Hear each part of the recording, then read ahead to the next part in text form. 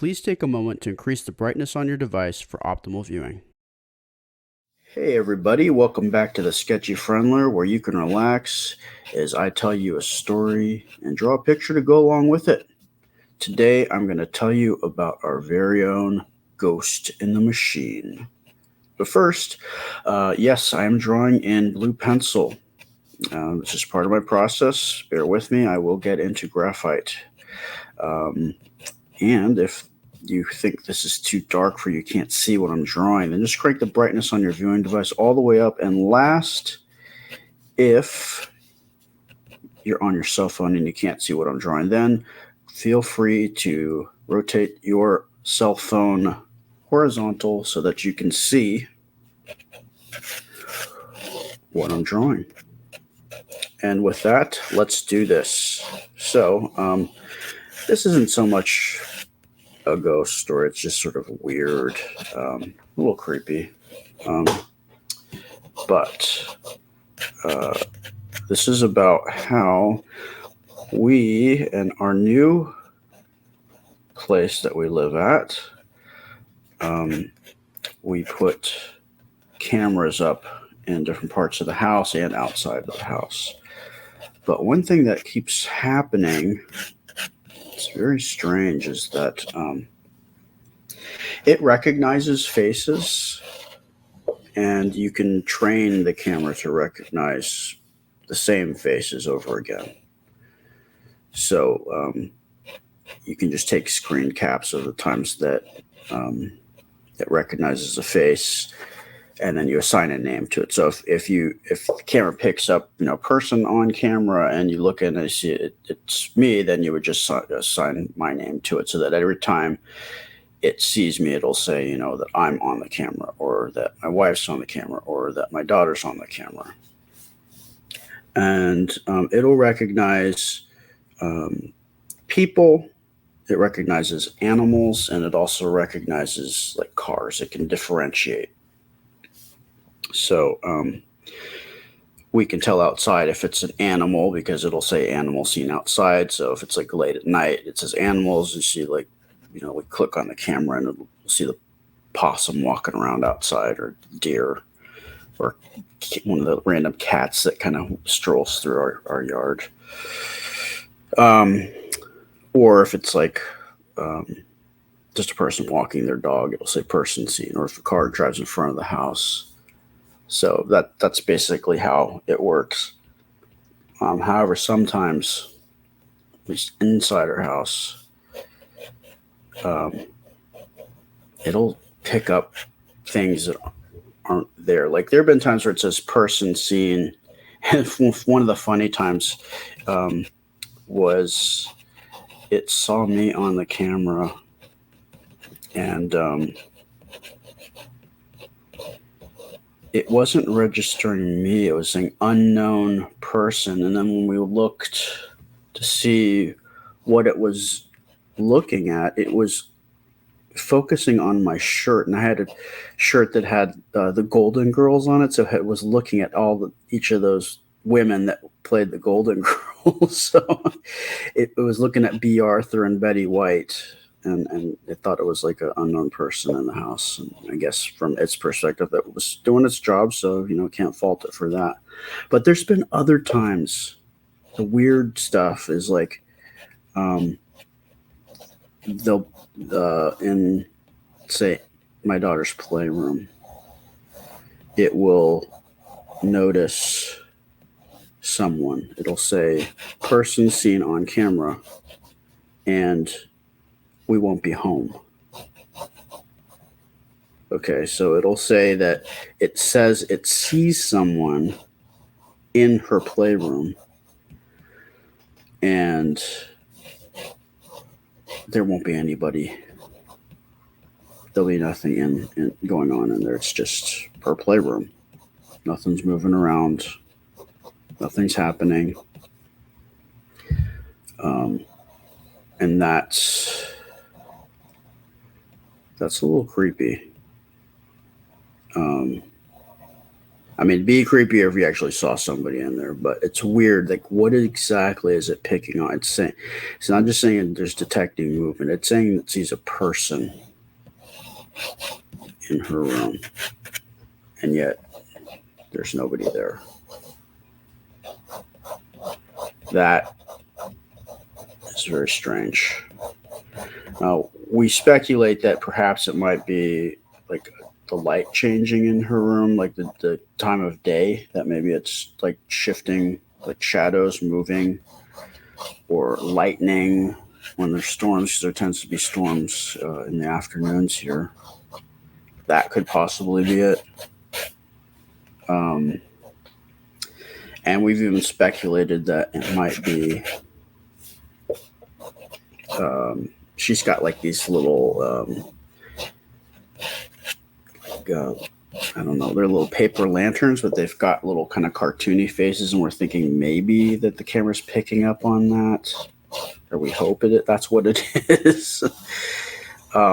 Because it's weird, hopefully it's just that, technology is not as great and perfect as it would like to advertise itself as being. But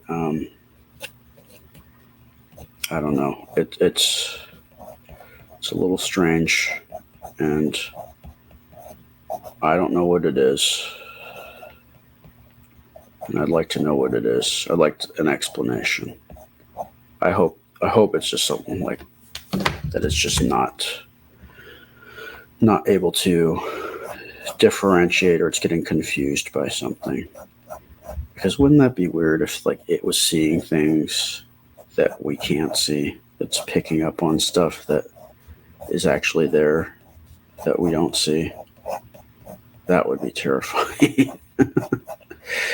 I don't think it's anywhere near to the level of what we experienced, last year and the beginning of this year when we were in West Palm Beach. That really was, I think, bordering on the paranormal, or just some very interesting coincidences. That one was a little weird. If you watched my video drawing from yesterday,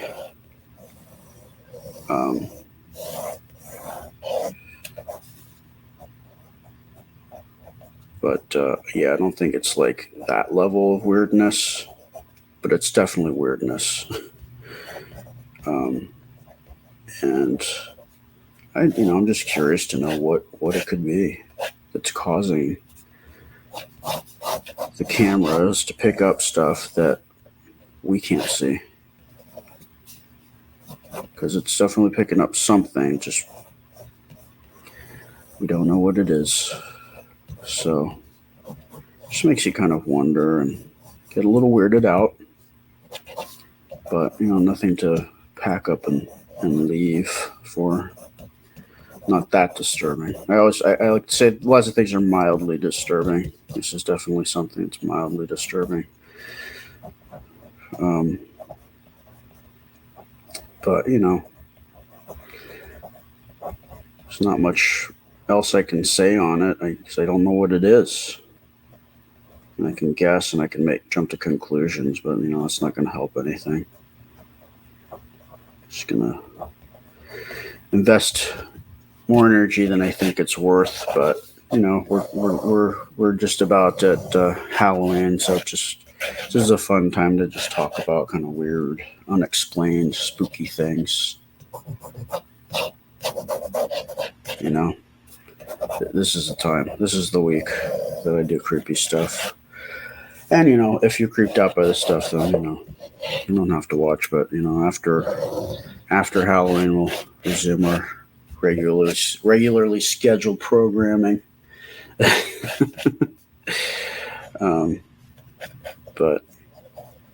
I don't know. I'm not worried about it. I don't think it's anything to be terribly concerned about.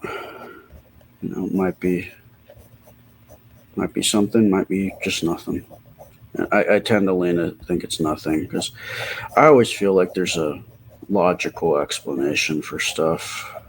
And even the stuff that you can't explain, I just think maybe perhaps we haven't reached a level of technology where we have the means to explain some of this stuff that we find to be spooky or creepy. It's just something that we haven't been able to, as a society or technologically advanced enough to figure stuff out yet. But eventually, my hope is that a lot of the paranormal stuff will be able to be explained in a rational way that isn't just sort of, make it less creepy. I don't know. It's kind of a double-edged sword, because one way it's like, oh, okay, I don't have to be scared. It's not that. It's just this scientific thing that happens. But then the other side to it is, there's just a little bit less magic in the world once science can explain stuff. So that's the sad part. It's a cool part and it's a sad part. That's my point. It's good and bad. But anyway, that is what I got for today. Tomorrow I'm going to end off the week with a good story. I think, in terms of like paranormal stuff. Monday, I think I'm just going to do a little reminiscing about the holiday. But if you want creepy, I got a creepy one for you tomorrow. Or if you're not into that, don't tune in tomorrow, because it's probably my creepiest of the creepy stories, in my opinion. And I think that's going to do it. I draw Monday through Friday on YouTube and Facebook. On Instagram, I just post a finished drawing from the previous day, so you can just look at that if that's what you want to look at, or kind of want to get a preview, or decide whether you want to watch the previous day's video or not. And on TikTok, I do shorter videos. They're about 2.5 minutes long. Different drawings, time lapse, take you up to the inking process of my drawings. Got a shorter little idea, thought, or blurb. And I'm also doing Inktober there. So we'll be doing multiple drawings there through the end of this month. And I think that should do it. I always like to end off just thanking all of you for spending time with me, relaxing, listening to my thoughts. And I appreciate it, and I appreciate you. And with that, I will see you next time. Bye.